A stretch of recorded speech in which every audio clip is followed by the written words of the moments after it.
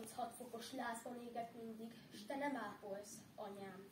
Mint lenge könnyű lány, ha odaintik, kinyújtóztál a halál oldalán.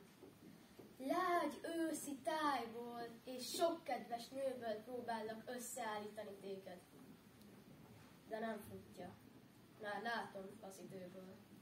A töménytűz elégett.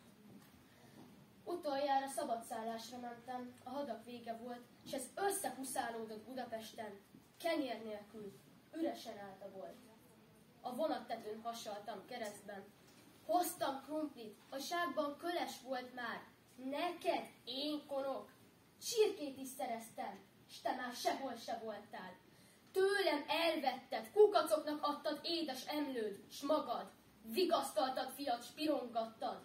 S lám, család, hazug volt kedves szavad, levesen hűtötted, fújtad, kavartad, mondtad, egyél, nekem nősz nagyra szentem.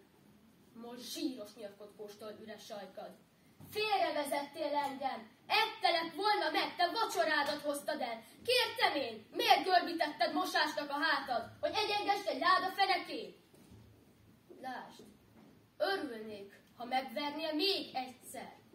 Boldoggá tenne most, mert visszavágnék. Haszontalan vagy, nem lenni igyekszes, mindent elrossz, te árnyék. Nagyobb szélhámos vagy, mint bármelyik nő, ki csal és iteget. Suttyomban elhagytad szerelmeidből, jajongva szült eleven hitedet.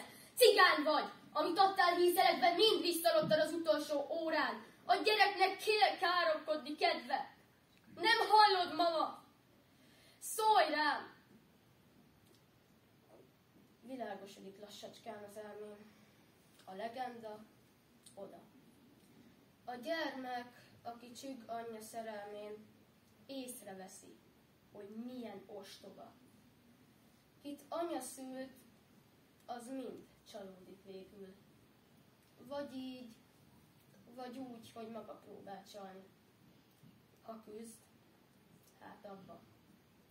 Ha pedig kibékül, ebbe fog belehalni.